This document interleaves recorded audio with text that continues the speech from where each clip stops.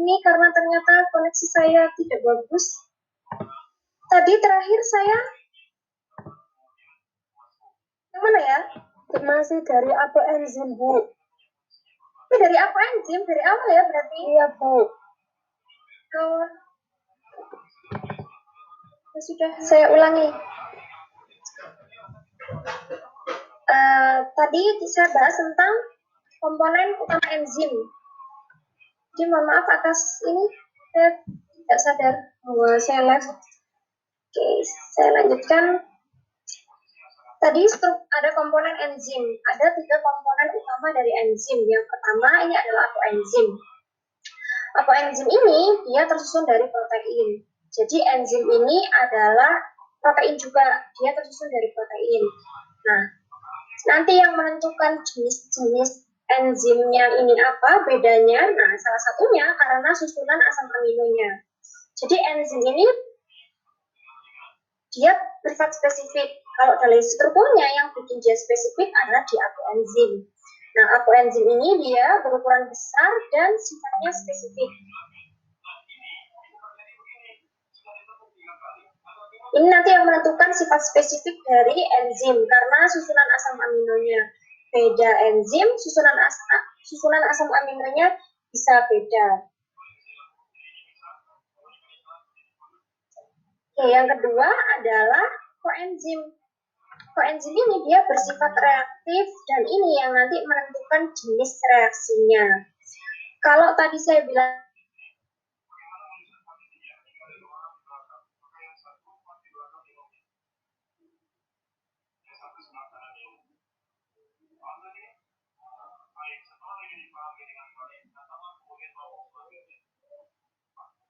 GPN. Nanti ada lagi enzim yang koenzimnya berupa ATP atau adenosine trifosfat. Nah, ini yang paling sering kalian dengar ya, ATP dalam tubuh kalian. Hubungannya sama apa? Sama jumlah energi. Kalau saya mau melakukan suatu kegiatan, berapa ATP yang saya butuhkan? Nah, ini ada yang bisa ilmu yang menghitung sampai jumlah energi berapa yang dibutuhkan gitu ya. Nah, ini di koenzim ini dia jenis reaksinya untuk transfer energi.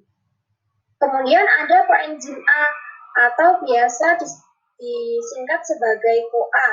Nah, ini untuk penguraian molekul organik. Untuk penguraian molekul organik, nama koenzim A-nya ini nanti tergantung dari molekul organiknya apa.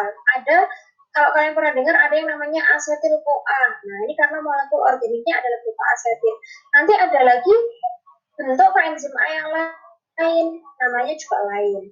Nah, dia kalau tadi koenzim dia spesifik, kalau koenzim dia non-spesifik. Koenzim ini nanti bisa bereaksi dengan koenzim yang lain untuk reaksi yang sama, tapi beda substrat. Gimana maksudnya reaksi yang sama tapi beda substrat? Misalnya, reaksinya sama-sama transfer energi, tapi nanti substratnya bisa beda-beda. Bisa energinya dari karbohidrat, atau energinya dari lemak, energinya dari protein misal. Nah, nanti kan ini substratnya beda-beda. Apoenzim ini bisa bereaksi dengan apoenzim lain untuk jenis reaksi yang sama, tapi beda substrat. Ini bisa. Kemudian komponen yang ketiga adalah aktivator. Aktivator ini adalah bagian dari enzim, yaitu berupa logam. Biasanya berupa logam, kebanyakan berupa logam. Dia berfungsi untuk menentukan kekuatan ikatan antara substrat dengan enzim. Contoh aktivator apa? Ada kalium, natrium, kalsium, dan lain sebagainya. Ini adalah aktivator enzim.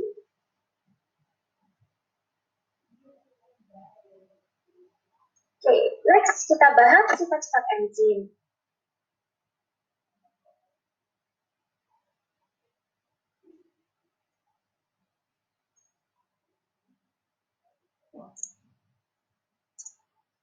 Oke, sekarang kita bahas enzim ini punya sifat-sifat tertentu. Yang pertama, karena dia adalah biokatalisator, gitu ya.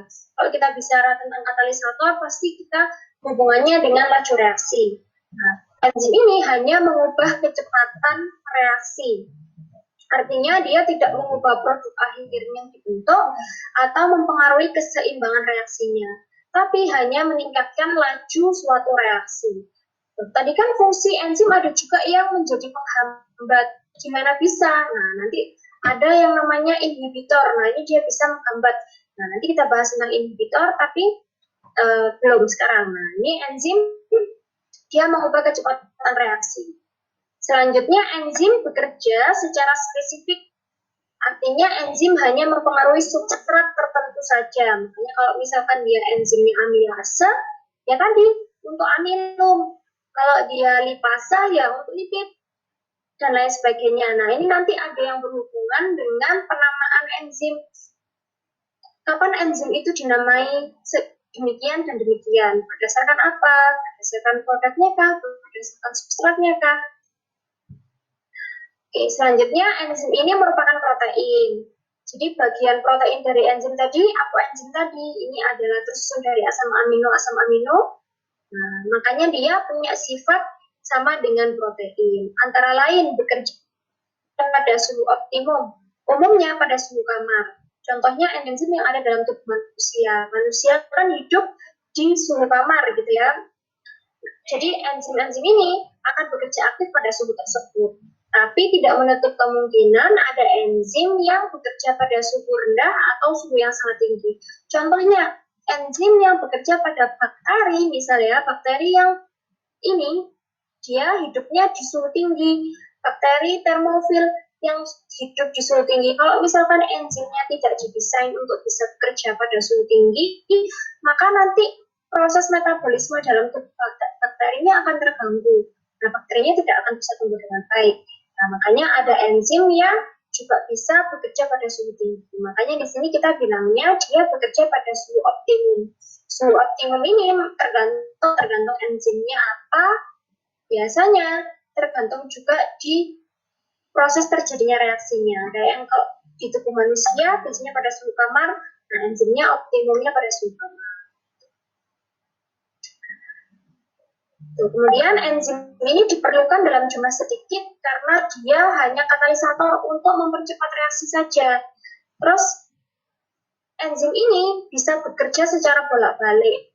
Artinya dia nanti kalau misalkan sudah dipakai, kemudian produknya dilepaskan, enzimnya bisa digunakan lagi. Makanya dia juga tidak diperlukan dalam jumlah yang banyak, sedikit aja karena bisa dipakai secara bolak-balik. Terus dia dipengaruhi oleh faktor lingkungan, antara lain suhu, pH, aktivator, inhibitor, konsentrasi substrat. Nah, ini hal-hal yang mempengaruhi enzim. Nanti kita bahas lebih lanjut tentang faktor-faktor ini. Sampai sini bisa dipahami ya? Apakah saya terlalu cepat?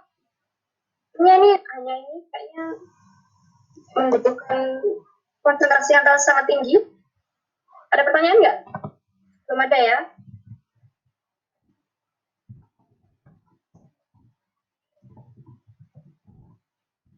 Oke. Kita lanjutkan. Sekarang saya bahas tentang model aktivitas enzim.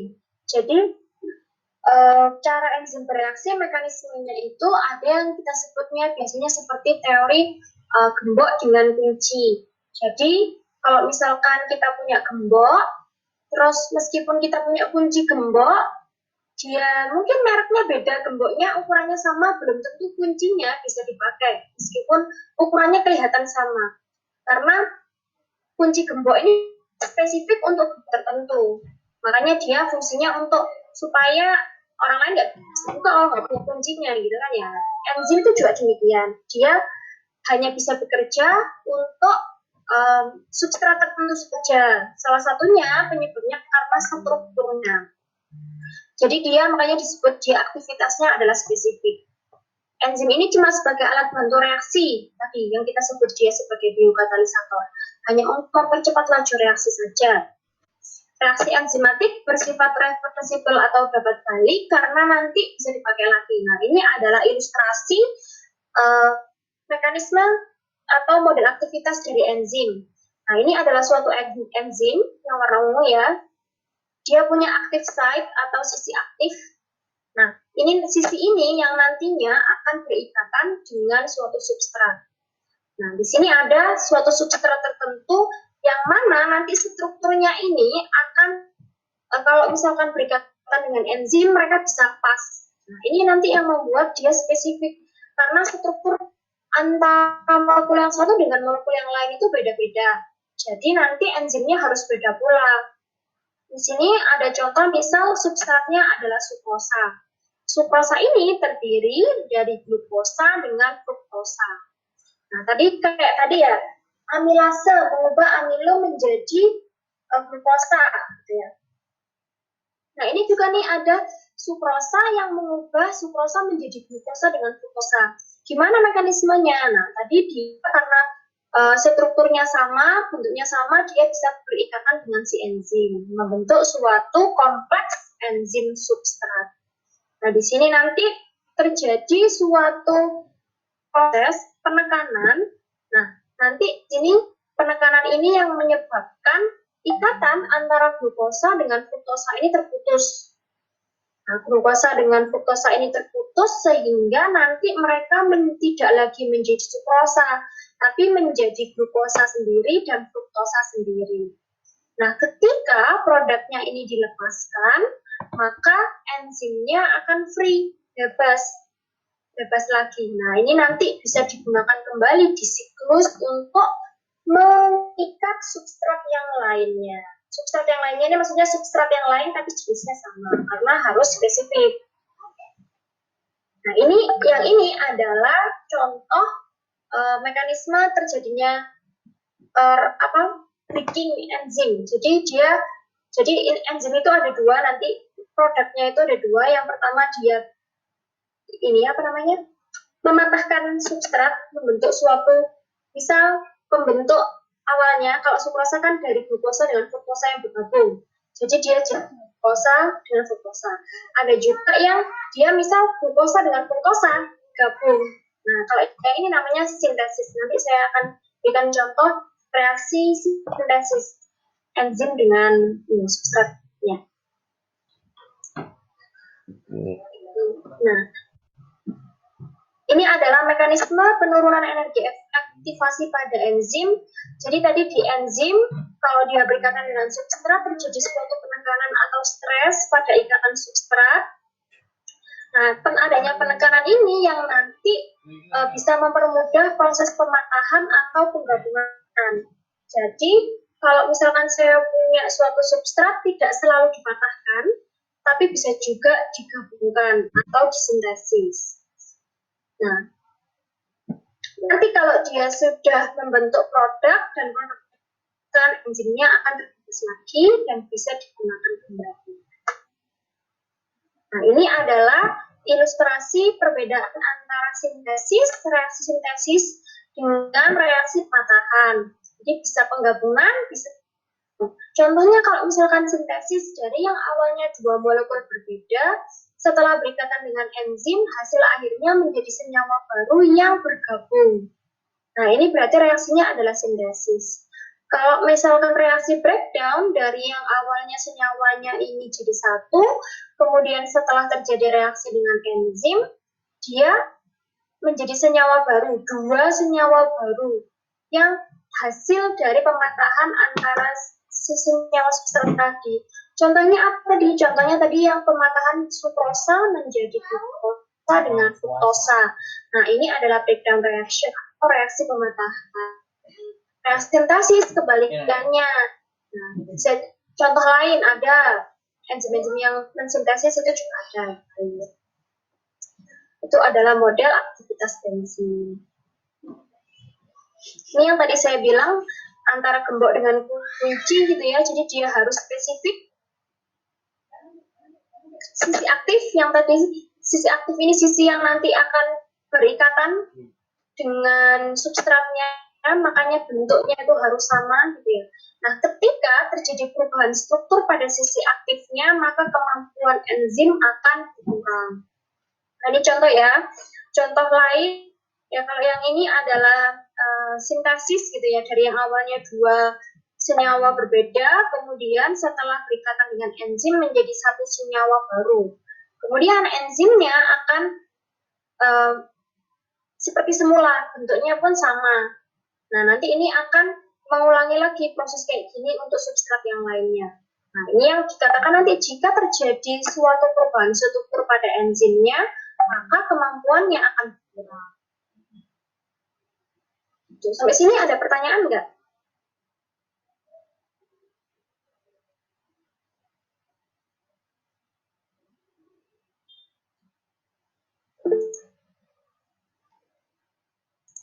Oke, karena tidak ada yang jawab, jadi saya anggap tidak ada pertanyaan.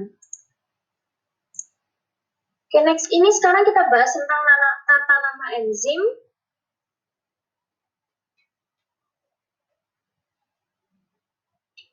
Jadi enzim ini ada yang dinamainya berdasarkan substratnya, ada yang berdasarkan reaksinya, dan kebanyakan belakangnya ini ditambahkan kata ase.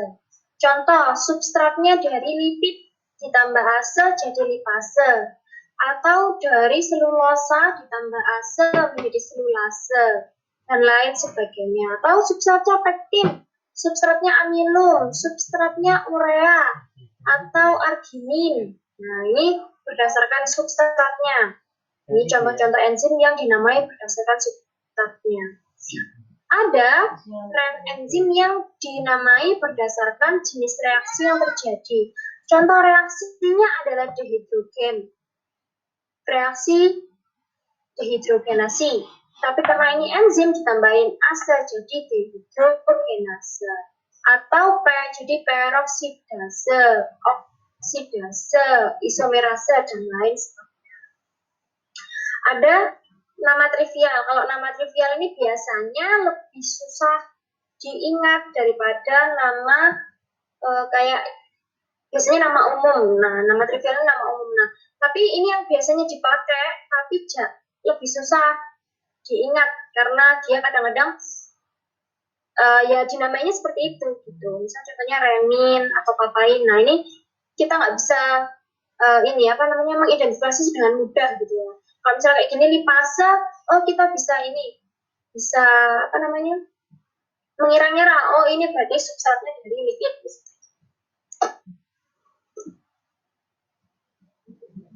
Okay, next.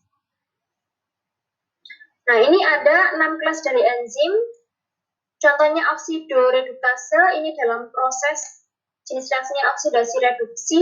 Ada transferase atau untuk memindahkan bus fungsional atau transfer. Hidrolase untuk hidrolisis, triase untuk adisi pada ikatan lengkap, isomerase pembentukan isomer, lipase pembentukan ikatan kimia dengan pelipatan adenosine trifosfat. Nah, ini untuk tata nama enzim, ini adalah nama yang direkomendasikan, biasanya pendek dan lazim. Terus sistematiknya menunjukkan jenis reaksi yang dikatalis, dan menggunakan nomor klasifikasi yang telah ditentukan oleh Komisi Enzim Internasional. Jadi ada aturannya. Nah, ini contoh misal kelas oksidoreduktase, substratnya bisa alkohol, bisa karbonil, alkena, amina, amida gitu ya. Kalau tadi koenzimnya kan karena dia non spesifik, dia bisa bergabung dengan enzim yang lain untuk substrat yang beda-beda, untuk jenis reaksi yang sama. Tapi enzimnya spesifik untuk suatu substrat tertentu. Kalau yang transferase, misal ada yang ini gugusnya karbon, satu gugus karbon, gugusnya aldehid, dan lain sebagainya. Ini adalah untuk penamaan enzim. Nah, ini contoh tata nama enzim. Dia kalau misalkan reaksinya antara ADP dengan kreatin, produknya berupa ADP dengan menjadi fosfokreatin, nama lazimnya adalah kreatin kinase. Nama sistematiknya kreatin fosfotransferase. Kreatin ini dari substratnya, fosfotransferase ini dari jenis produknya atau jenis reaksinya. Karena fosfat, transfer fosfat.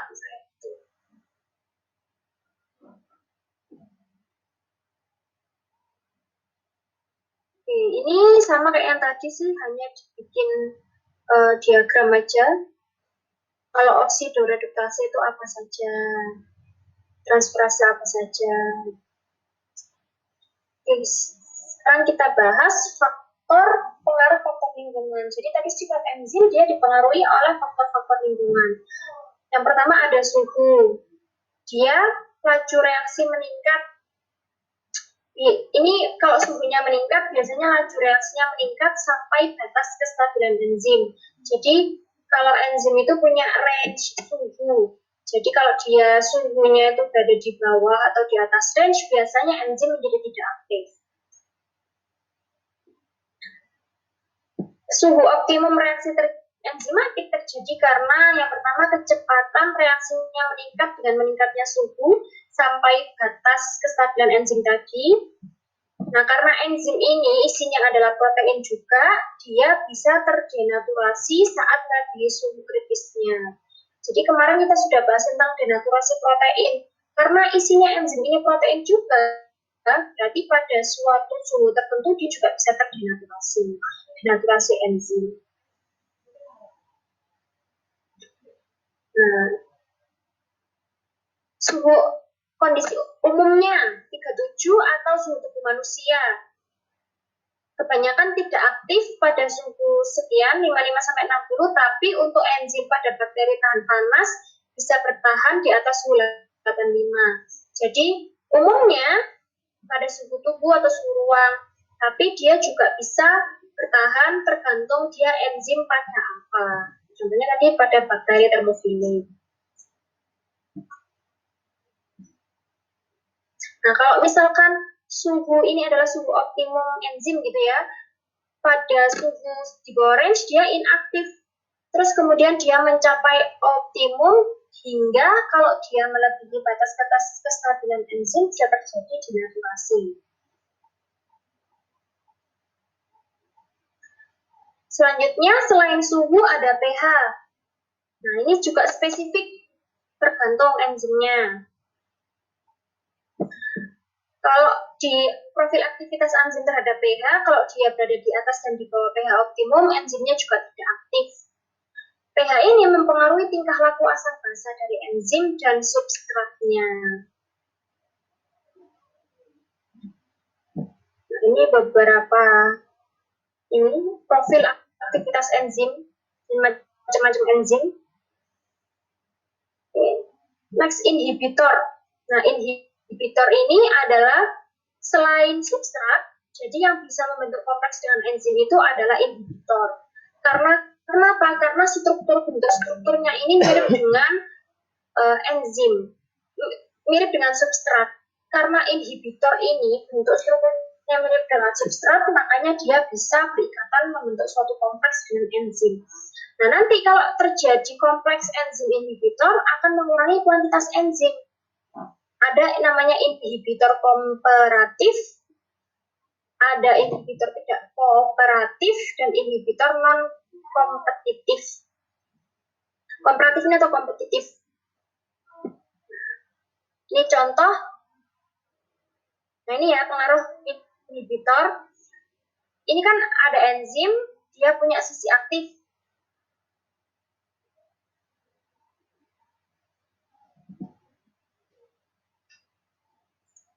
Enzim punya sisi aktif, dia harusnya berikatan dengan substrat. Kemudian enzim rilis produknya. Nanti kalau misalkan kalau ini bentuknya dia dipatahkan. Tapi kalau terjadi suatu reaksi inhibition, penghambatan, karena ada suatu inhibitor yang bentuknya ini sama dengan strukturnya substratnya, maka dia akan membentuk kompleks enzim inhibitor. Nah, ini akan menghalangi substrat yang harusnya bereaksi dengan enzim berikatan. Nah, ini nanti bisa mempengaruhi kuantitas enzimnya. Nah, ini ada beberapa enzim inhibitor yang bedanya kompetitif, non-kompetitif, dan unkompetitif. Ini kita lihat. Nanti bisa dilihat lagi, baca aja.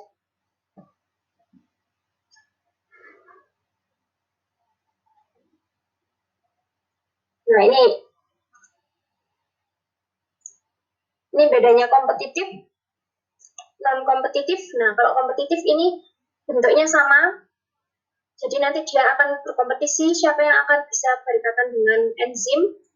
Kalau yang ini karena dia sama persis, jadi terus kemudian dia ada dua site gitu ya, dia bisa inhibitor dengan substratnya sama-sama bergabung. Nah, ini yang non-kompetitif. Kalau yang ini unkompetitif, sama hampir mirip dengan ini.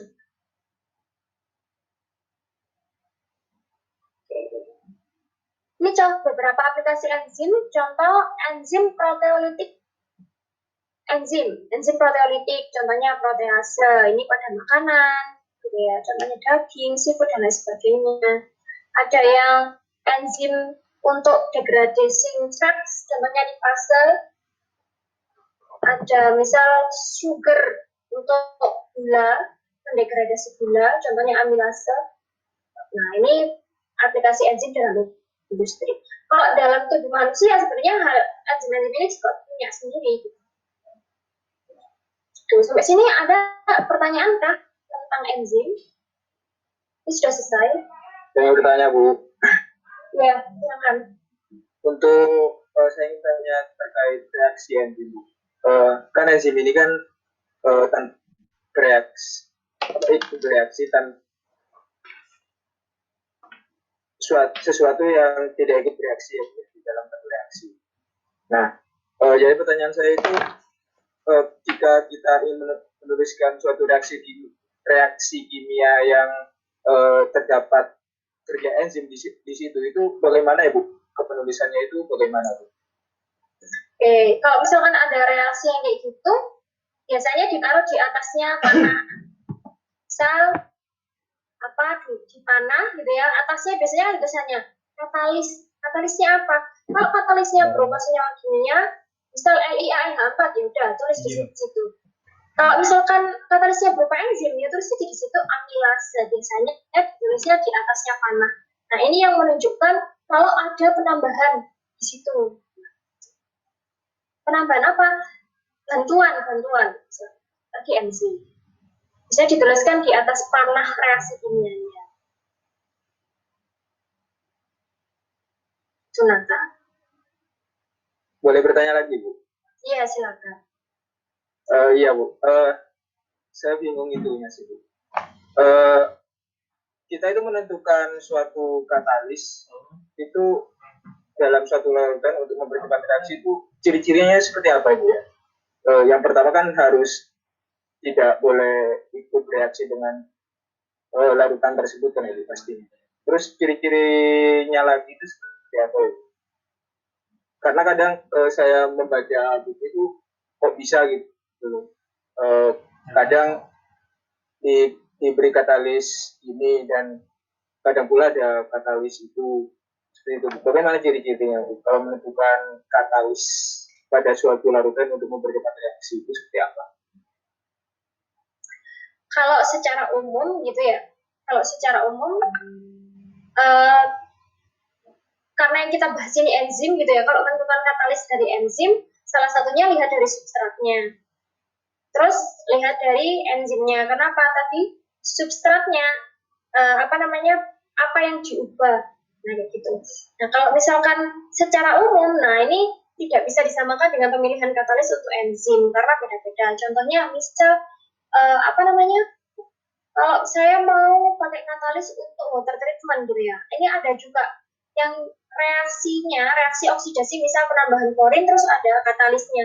Katalisnya ini bisa macam-macam. Nah, kenapa kok kayak gitu? Nah, ini beda kalau misalkan reaksi yang lain juga terjadi. Maksudnya, kalau tadi reaksi misal klorinasi dalam water treatment. Nah, ini nanti kriteria untuk memilih katalisnya belum tentu sama untuk pemilihan katalis untuk reaksi yang lain.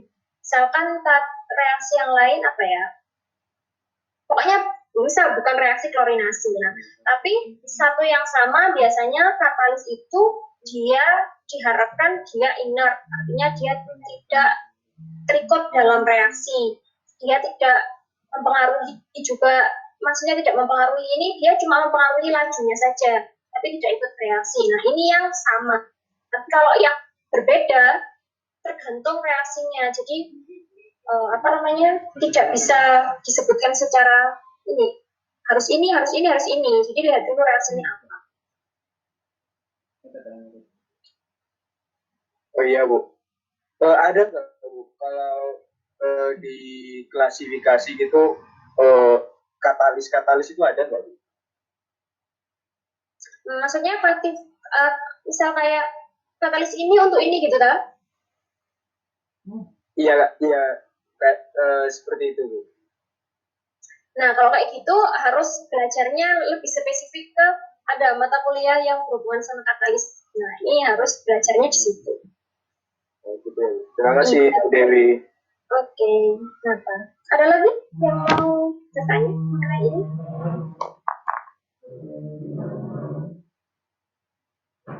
Saya rasa ini masih mudah dipahami ya tentang enzim. Ada lagi pertanyaan? Tidak ada? Jika tidak ada pertanyaan, saya akan mengumumkan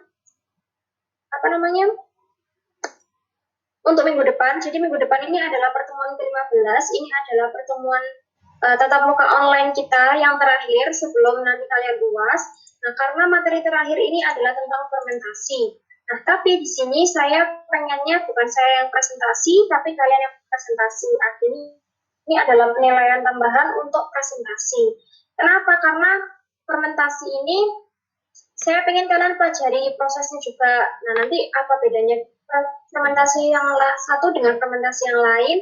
Nah, ini kalau misalkan kalian yang mempresentasikan, kalian bisa punya insight yang beda-beda antara kelompok yang satu dengan kelompok yang lain. Jadi minggu depan adalah presentasi. Jadi kalian nanti membentuk kelompok, satu kelompok isinya maksimal 6 orang. Jadi karena kalian ada 36 mahasiswa di dalam satu kelas, nanti kalian bikin kelompok maksimal 6. Maksimal 6 orang. Jadi boleh kurang, boleh kalau cukup gitu ya.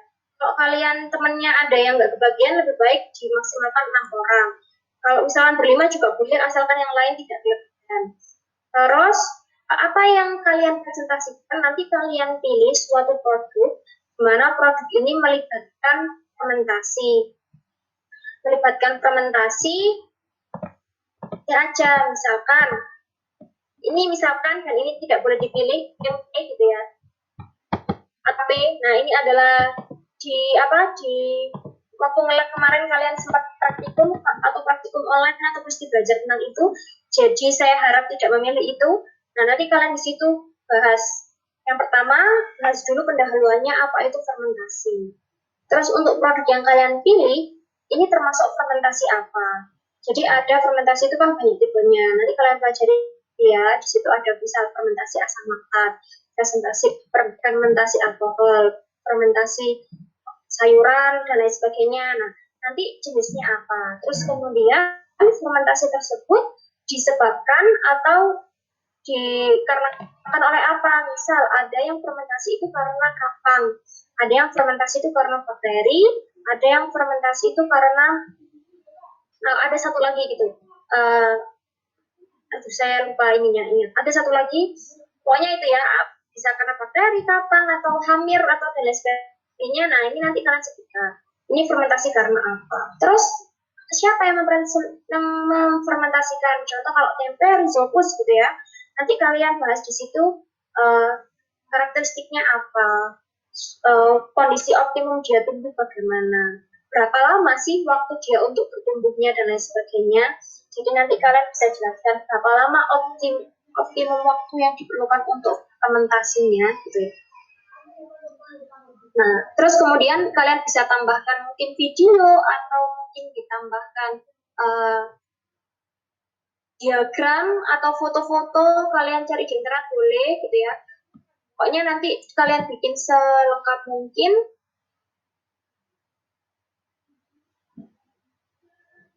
Enam kelompok, berarti kurang lebih 1 jam 40 itu cukup untuk presentasi semua kelompok dalam 1 kali pertemuan.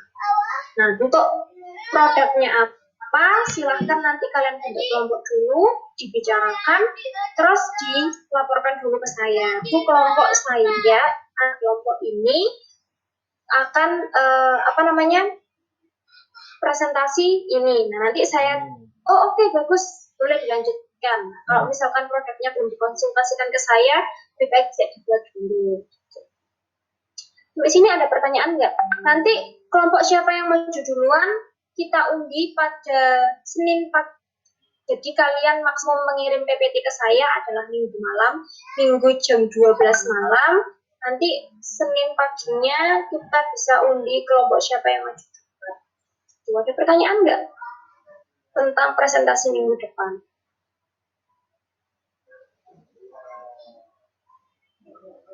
Ya, Bu. Jadi, iya, atas. Jadi kelompoknya itu milih sendiri ya, Bu? Iya, silahkan milih sendiri. Oh ya, nanti kita itu membeda kayak produk fermentasi gitu ya kan? Betul. Tapi nanti kalian bikin pendahuluan, apa sih fermentasi, terus kayak yang tadi saya sebutkan lah, apa sih fermentasi, prosesnya fermentasi gimana, secara umum itu boleh, terus produk kalian termasuk fermentasi apa, terus bahas yang tadi saya sebutkan. Tiap kelompok harus beda-beda ya, Bu? Harus beda. Kalau yang satu sudah bahas tempe, yang lain nggak boleh tempe, tapi karena tadi tempe nggak boleh, jangan, berarti nggak ada yang tempe gitu. Jadi makanya kalian segera bikin kelompok, segera tentukan, terus segera setorkan ke saya. Bu, ini adalah kelompok saya, produknya ini. Kalau misal kelompok lain ada yang sudah, nanti saya bilang, oh kelompok ini sudah, produk ini sudah. Jadi secepatnya dibikin kelompoknya. Baik, Bu, terima kasih, Bu. Oke, selain Nata ada lagi yang mau bertanya mengenai ini?